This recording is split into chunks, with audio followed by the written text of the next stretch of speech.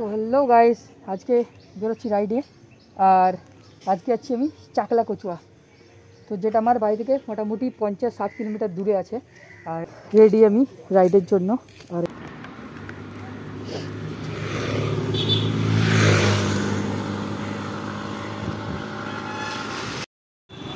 তো এখন যাচ্ছি আমি চাকলা কচুয়া।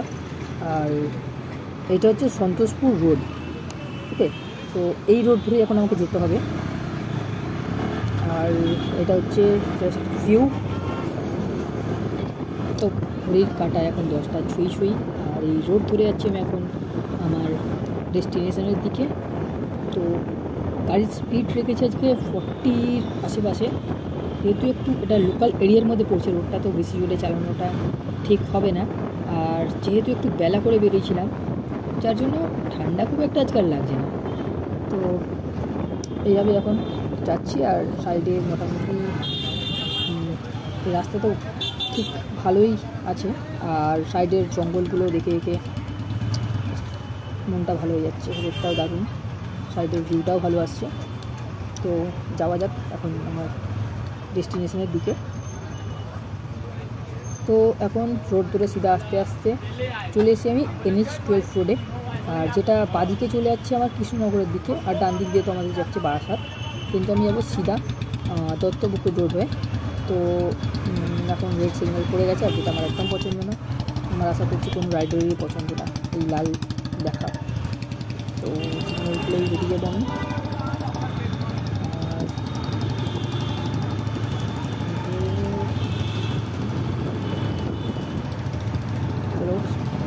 সিগন্যাল দিয়ে দিয়েছে, এটা কোন দিকে বেরিয়ে যাও, এবার বেরিয়ে যাই আস্তে করে। এটা প্রথম, হ্যাঁ এখন যাবো সিধা। কোথায় ঢুকি নাকি? ব্রেকফাস্ট তো হয়নি এখনো। না পুজো দিয়া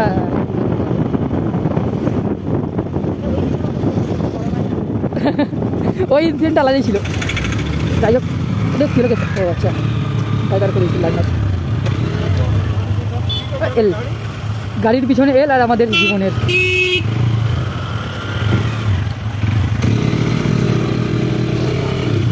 শিখছে I think.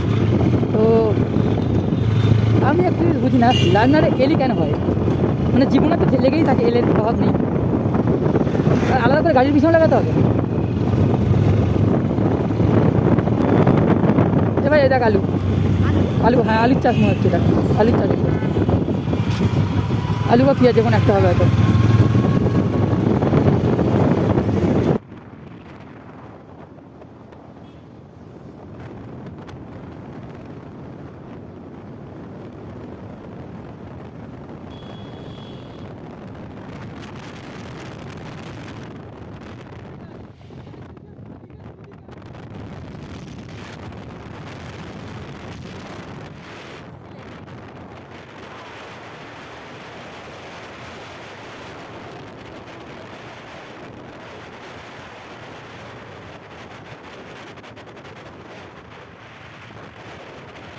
Finally R 6 kilometre বাকি, মোটামুটি 12 মিনিট দেখাচ্ছে ম্যাপেতে। হ্যাঁ মন্দিরের কাছাকাছি জায়গাটাতে। আর দাদা কিছু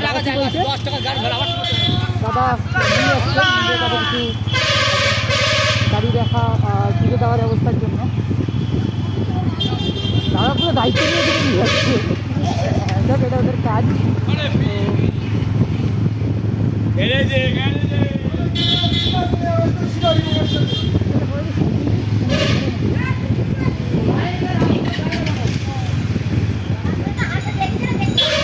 এটা হচ্ছে মন্দির, আর এটা হলো মন্দির প্রাঙ্গণ।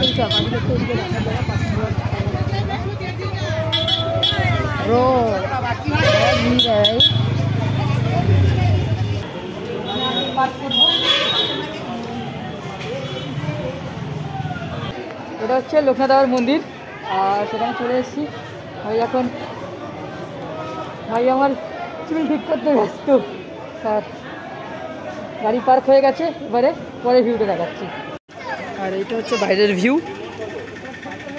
সাইডে পুরো পুজো দেওয়ার সব কিছু আয়োজন করা আছে, তো ডালা পুজো দিতে যা যা লাগে। আর এটা হচ্ছে মন্দিরের বাইরের ভিউটা। আর এখানে জোরে কিনছে।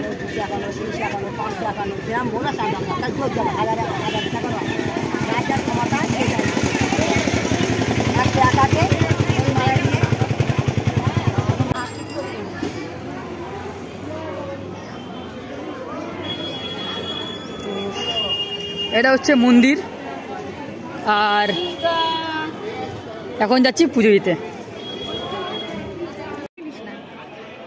ওয়ালেট থ্রু নে, কোনো একটা ওয়ালেট থ্রু ট্রানজিশন কর, বেটার হবে। সাদা থেকে সাদা নে। নর্মাল ভিডিও নিচ্ছি। হ্যাঁ নর্মাল ভিডিওই বলছি, ট্রানজিশন করে তাহলে এফেক্টস লাগাতে হবে না। ব্লগে কি ট্রানজিশন দেবো, বেটার লাগে না।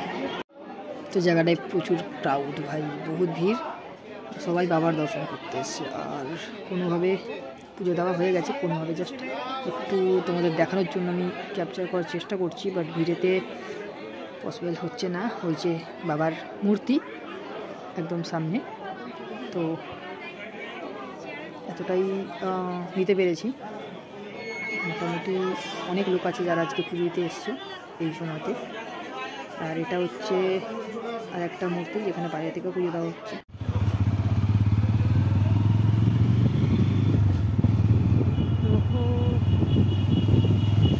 এখন যাচ্ছি চাকলা, পূজা দেওয়া হয়ে গেছে, এবার কচুয়া লোকনাথ মন্দির আছে সাইডের। ভাই রাস্তাটা, এই রাস্তাটা দারুণ লাগছে দেখতে ভাই।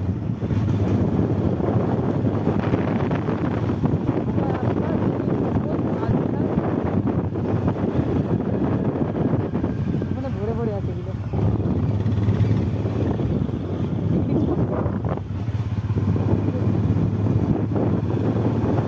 তো এখন এসেছিলাম কচুয়া লোকনাথ মন্দিরেতে, যেটা বাবার দেহত্যাগ করেছিলেন, যেখানে তিরোধাম যেটাকে বলে। তো বাট সোসাইটি কি মন্দিরে বন্ধ, এখনও খোলেনি, তো জানি না কখন খুলবে। আর আমরা ম্যাপে দেখেছিলাম এখন খোলা পেয়ে যাবো, বাট ব্যাড লাক। হ্যাঁ, তো যাই হোক বাইরে থেকে প্রণাম করে দিচ্ছি মন্দিরটাকে, তোমরা দেখে নাও যে এটা হচ্ছে মন্দির, গেস্ট হাউস, পার্কিং লট সব ভেতরেই আছে। তো যাই হোক পাইনি, বাইরে থেকে নমস্কার করে চলে যেতে হচ্ছে, কিছু করার নেই। এবারে যাচ্ছি বাড়ির দিকে, তো যাওয়া যাক। তো বন্ধুরা আজকের ব্লগটা এইটুকু ছিল, আবার দেখা হবে নতুন কোনো ভিডিওতে, নতুন কোনো ব্লগে। যতটা এক্সপ্লোর করবো ওটা শেয়ার করবো তোমাদের সাথে। তার জন্য চ্যানেলটাকে সাবস্ক্রাইব করে দিও, আর ভিডিওটা ভালো লাগলে জয় বাবা লোকনাথের নামে একটা লাইক করে দিও। দেখা হচ্ছে আবার কোনো ব্লগে। টাটা।